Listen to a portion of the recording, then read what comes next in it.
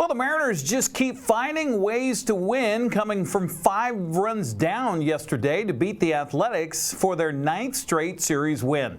Brian Wu got off to a rough start, giving up 5 runs as Seattle fell behind 5-0. Ben Williamson put the M's on the board in the 5th, and then Rowdy Tellez put Seattle back in the ball game with a 3-run homer in the 6th. That set up the comeback in the 8th for a 6-5 victory. 2-1, and that's through for a hit. Wilson comes in to score, and Andujar's tear continues.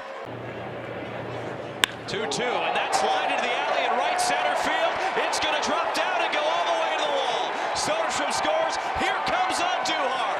Blade pulls into second base with a 2 RBI double, and the A's now lead 3-0. Put your quarter in the machine and get a double. Fastball stays middle, just a little life to the arm side, but Blade all over it. Pounds this up the right center gap, and the boys were off to the races. Bouncing ball, tackle, short right field, Dylan Moore, and Tellez on the other end. A fantastic play by the Gold Glover, and helps get the pitch count more in line for Brian Wu, his first 1-2-3 inning. And Lawrence cracks one to deep right field. Taveras going back. That ball is onto the berm. His 6th of the year, and he finally finds the barrel. That's got to feel good if you're Lawrence Butler. There goes Brown swinging a weak ground ball, a swinging bunt. Wu off 1 foot. That is a fine play. Brian Wu, thing of beauty.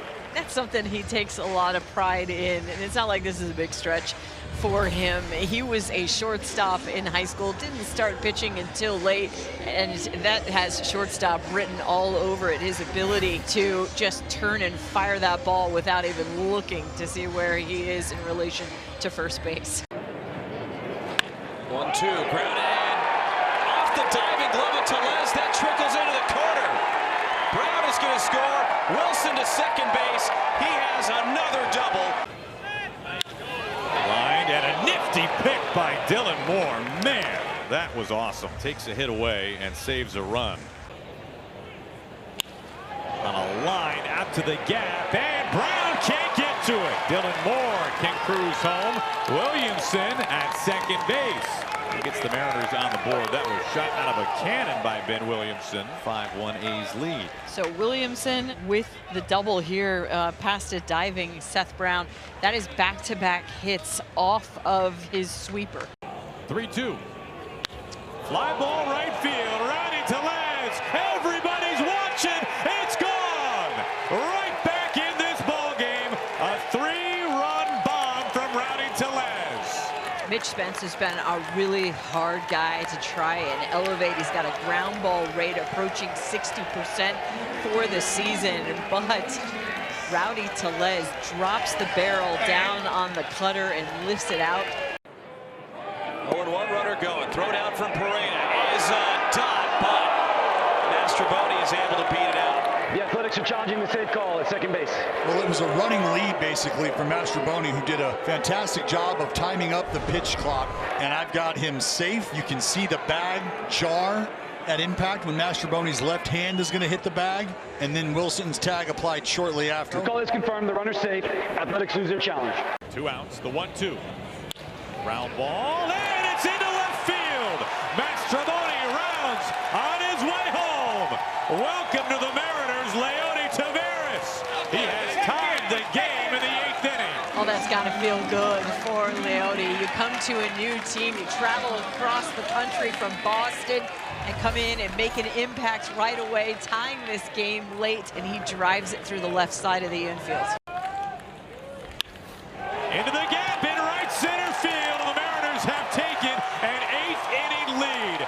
Dylan Moore delivers. Taveras scores, and the Mariners are in front 6-5. The scouting report, it's starting to be wrong on Dylan Moore. They're shading him to left center field, but he continues to drive the ball to right.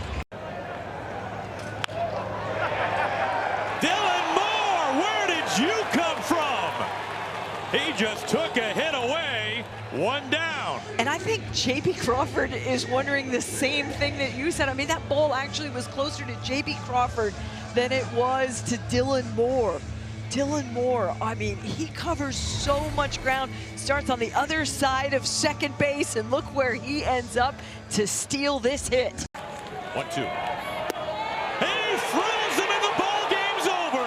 Andres Munoz has simply been incredible. The Mariners come from behind again, and they take another thriller. 6-5 the final score. They have now won their 9th consecutive series. And make it a baker's dozen for Andres Munoz. 13 saves now this season, still has not allowed an earned run. Leody Taveras just came over from Boston earlier in the day yesterday and talked about his game-tying hit in the 8th. A long day, but at the end of the day, we got the most important was the W, you know.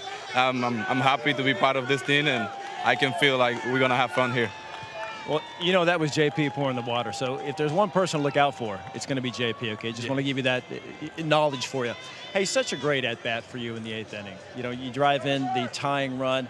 Take us through that at-bat. What were you maybe looking for, trying to do, able to get that ball to left field? Yeah, just trying to put the ball in play, you know. Trying to put the ball in play. We got met on seconds, not trying to do too much, and I got the job done, you know. That's feel really good. You steal the base, you score on Dylan Moore's double. The go-ahead turns out to be the winning run. Running with 2 out, sure, you're going to make it easily. Did you think it was in the gap? Did you know it was a base hit from Dylan? Yeah. I was sure because I see the line drive over my head. I know it was in the gap. Seattle manager Dan Wilson says he's impressed how the Mariners continue finding ways to win with an entire team approach. Wow, I mean, what can you say about today? You know, coming back from 5 down, you know, incredible comeback again from this group. It's almost like a broken record, just how well these guys, you know, keep fighting, come back. Brian Wu, I thought he pitched a good ball game today. Gave up 3. A lot of times you get to the good pitchers early. They were able to get to him a little bit early, but he settled in, gave us 6 strong, which was big. You know, getting to 100 pitches, I think that's probably his biggest pitch count he's had. Threw the ball well all the way through, and then offensively, wow. Especially the bottom of the order, Rowdy with the 3-run, you know, homer to really, you know, kind of get us back into that. Ben Williamson before that with the double, and then Leody, welcome to the Mariners. I mean, just picked up, you know, it looks like the good at bats just kind of were very contagious because he picked it up right away, got that hit the other way, and drove in the tying run, and then Demo. What a game for Demo, defensively, offensively. He was all over the place on defense, and then some big hits today for us, especially the one that put us ahead. And then, of course, it was the bullpen after that, which was phenomenal. Again, Zardo, Spire, and Mooney just were nails today. So just a great win all around. Everybody's contributing. You know, to come back from 5-0 is pretty special. Seattle has the day off today before hosting Toronto in the first of a 6-game homestand. That's tomorrow night at 6:40. That'll be on Root Sports Northwest. Well, Seattle's lead in the American League West stands at 3 games after taking 2 of 3 from the A's. Houston remains 4 games back after a 9-1 win over Milwaukee. Texas fell to 4.5 games back with a 6-4 loss to Boston. After losing 7 in a row, the Angels have now won 2 straight after a 5-4 win over Toronto. The District 5 2A girls fast pitch playoffs featured 4 games in the first round yesterday. East Valley edged Ephrata 3-2. Cielo topped Ellensburg, Sela topped Ellensburg 12-11. Othello blanked Toppenish 10-zip. Prosser got by Grandview by a final of 21-11. Today is the second round of the District 5-6 1A baseball playoffs. The loser-out games have College Place at Connell, while Omak is visiting Zilla. The semifinals find Cashmere at Royal, while Chelan travels to Natchez Valley. Central Washington 2B League playoffs has Tonasket at Liberty Bell, while Okanagan is hosting Brewster. The District 5 1A 2B boys soccer playoff reaches the quarterfinals tonight. Connell plays at Walook, Cascade hosts Wapato, Highland visits Brewster, Cashmere plays at Royal tonight at 7 o'clock. Just a reminder, Eastmont celebrates senior night tomorrow night as they'll host Moses Lake at Wildcat Stadium. NCWLIFE will have coverage beginning with the pregame at about 6:45. Sebastian Moraga and Matt Wiesen will have your play-by-play. That's a check of sports news. I'm Eric Granstrom. Have a happy Thursday.